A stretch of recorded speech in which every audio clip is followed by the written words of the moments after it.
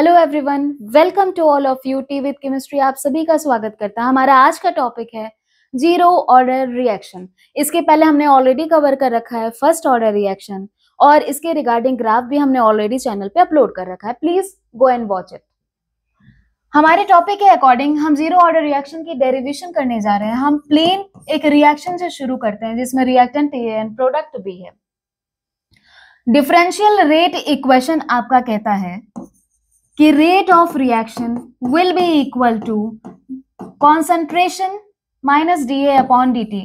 जो concentration of reactant है उसको रिप्रेजेंट करने के लिए आपको ब्रैकेट लगाना पड़ेगा और रेट लॉ एक्सप्रेशन के अकॉर्डिंग जो रेट ऑफ रिएक्शन है that is equal to rate law expression के अकॉर्डिंग जो रेट ऑफ रिएक्शन है that is equal to K concentration of reactant. अब चूंकि हमें एक चीज क्लियर है कि हमारी कौन सी ऑर्डर ऑफ रिएक्शन है, जीरो ऑर्डर ऑफ रिएक्शन है और हमें ये पता है कि ऑर्डर निकालने के लिए हमें रेट लॉ एक्सप्रेशन का हेल्प लेना पड़ता है। रेट लॉ एक्सप्रेशन के पावर को मतलब पावर में जो वैल्यू होती है वही हमारा ऑर्डर ऑफ रिएक्शन है। हमें ऑलरेडी क्लियर है कि ये जीरो ऑर्डर है तो ऑब्वियस सी बात है इसके पावर में जीरो होगा। एंड मैथ्स के अनुसार कि मैथ्स के अकॉर्डिंग किसी भी एंटिटी की अगर पावर में जीरो है it will be equal to 1। तो हमारा ये क्या हो जाएगा भाई, k multiplied by 1 is equal to k। नहीं सही है। एंड k क्या है यहाँ पे, k means rate constant, a क्या है यहाँ पे, कॉन्सेंट्रेशन ऑफ रिएक्टेंट। ठीक है, तो अब हमने इस इक्वेशन 1 एंड इक्वेशन 2 का राइट हैंड साइड बराबर करना है क्योंकि लेफ्ट हैंड साइड तो ऑलरेडी इक्वल है ना। तो हम इसको ऐसे लिख सकते हैं, rate is equal to minus D A upon D T is equal to K. सही है। Slightly rearranged the equation. तो हम रीअरेंज करने के बाद इसको लिखते हैं डी ए। ये जो डी टी डिनोमिनेटर में है वो के से मल्टीप्लाई हो जाएगा और माइनस जो है वो के के साथ आप लगा लेना, माइनस के डी टी। अब आप इसे इक्वेशन 3 मान लो और हम इंटीग्रेशन लगाने जा रहे हैं। ठीक है, हम लिखेंगे on integrating both side, on integrating both side जो इक्वेशन 3 है वो हो जाएगी a is equal to minus के टी प्लस आई। ठीक है, किसके इक्वल है भाई, ये अभी भी रेट के इक्वल है। आई क्या है यहाँ पे, जब भी किसी इंटीग्रेशन को लगाते हैं हम तो एक कांस्टेंट आ जाता है। यहाँ पे हम लिख देते हैं आई क्या है, इंटीग्रेटिंग कांस्टेंट। आई है इंटीग्रेटिंग कांस्टेंट। आप बोल लो कांस्टेंट ऑफ इंटीग्रेशन आपके ऊपर है, टोटली अप टू यू। अब हम क्या कर रहे हैं, हम एक टाइम ड्यूरेशन ले रहे हैं। टाइम ड्यूरेशन क्या बोला, हम मान लेते हैं कि हमारी रिएक्शन अभी शुरू नहीं हुई है, अभी टाइम की वैल्यू 0 हो जाएगी। उस सिनेरियो में रिएक्टेंट की कॉन्सेंट्रेशन बिल्कुल भी कंज्यूम नहीं हुई रहेगी। तो इनिशियल रिएक्टेंट कॉन्सेंट्रेशन दिखाने के लिए, अच्छा ये जो ए है ना, ए स्क्वायर ब्रैकेट है, ये concentration of reactant at time T है। मैं यहाँ लिख दूं या फिर यहाँ लिख दूं, ठीक है, ये है concentration of reactant at any time, at any time, any time in the sense कि टाइम की वैल्यू 1 सेकेंड, 2 सेकेंड, 3 सेकेंड कुछ भी हो सकते हैं, बट मोर देन 0 की रिएक्शन अब आगे चल चुकी है। अगर आपको इनिशियल कॉन्सेंट्रेशन लेना है जब टाइम की वैल्यू 0 है, उसको आप बोलोगे इनिशियल कॉन्सेंट्रेशन ऑफ रिएक्टेंट। ठीक है, ध्यान देना, ए से आप रिएक्टेंट रिप्रेजेंट कर रहे हो तो प्रोडक्ट लिखने का कोई सवाल ही नहीं है। तो यहाँ पे जब टाइम की वैल्यू 0 है तो यहाँ पे ए हो जाएगा ए नॉट के इक्वल।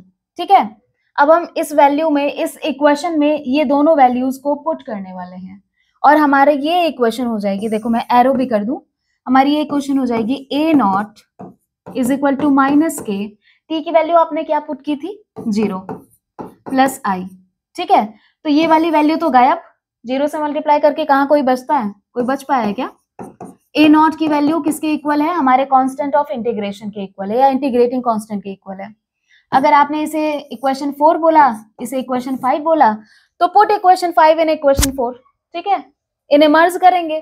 देखो यार, आई के प्लेस पे आपको सीधे ए नॉट लगा देना है, यही तो मर्जिंग हुआ। पुट इक्वेशन 5 इन इक्वेशन 4, ये हो जाएगा a is equal to minus के टी और i के प्लेस पे आपको क्या लगाना है, a naught plus a not.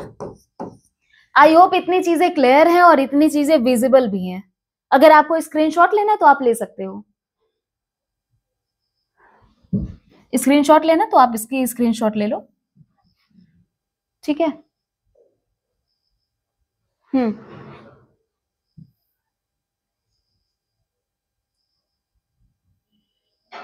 चलिए हम शुरू करते हैं फिर।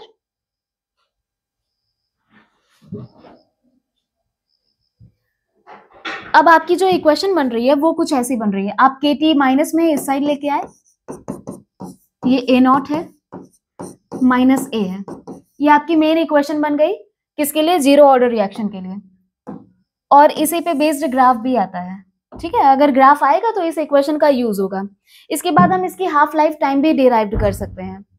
यहाँ पर हमें एक चीज क्लियर है कि के यानी रिएक्शन रेट कांस्टेंट, इसको भी लिख देना चाहिए ना, K is equal to rate constant reaction, rate constant for अ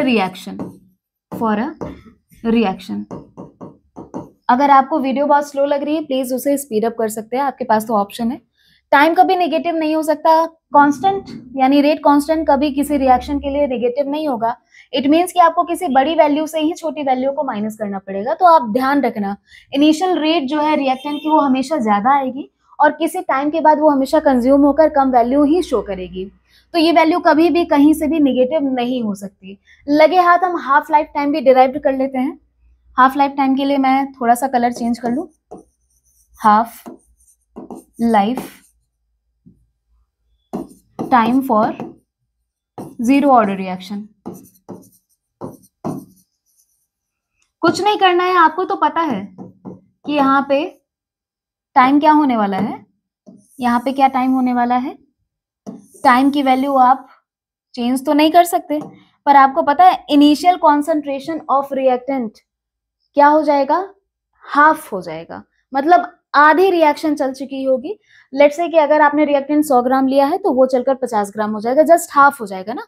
तो हमने यहाँ पे ऑलरेडी अज्यूम करके रख लिया है कि आपकी टी की वैल्यू रिप्रेजेंट की जाएगी टी हाफ से, और आपकी जो इनिशियल कॉन्सेंट्रेशन है, इनिशियल कॉन्सेंट्रेशन नहीं, concentration of reactant at any time, वो किसके इक्वल होगी भाई? इनिशियल कॉन्सेंट्रेशन डिवाइडेड बाई 2, ठीक है, हाफ होगी। मैंने बोला ना इनिशियल कॉन्सेंट्रेशन अगर आपने 100 लिया है तो रिएक्शन इतनी चली जाएगी कि वो 100 की आधी यानी 50 तक पहुंचे। तो हम इसको इनिशियल कॉन्सेंट्रेशन, ओके मैंने ए से सारा जगह लिखा है ना, तो आप इसको ए लिखो, इसको आप ए लिखो, ए मेंशन करो। तो यहाँ पे हो गया A0/2। रुकिए मैं और अच्छे से लिख दूं, A is equal to A0/2। अब ये दोनों वैल्यूज को इसमें पुट करिए, आपका ये हो जाएगा कि T half is equal to A0 minus A0/2। ठीक है, इसको आप सॉल्व करोगे, आपका आएगा A0 डिवाइडेड बाई 2। आपकी रिएक्शन हो गई के T half is equal to A0 divided by 2। आप के को इसके डिनोमिनेटर में भी ला सकते हो, ठीक है।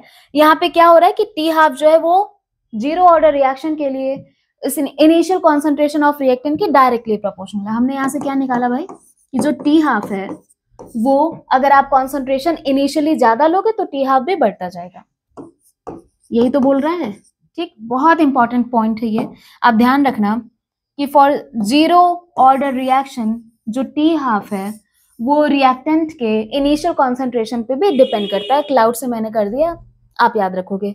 बाकी इसकी यूनिट की अगर मैं बात करूं, यूनिट फॉर दिस रिएक्शन वो हो जाएगा मोल पर लीटर पर सेकेंड, ठीक है। चलिए इसके बाद आप इसकी भी एक स्क्रीनशॉट ले लो और फिर हम शुरू करेंगे इसके एग्जाम्पल और देन स्यूडो ऑर्डर रिएक्शन।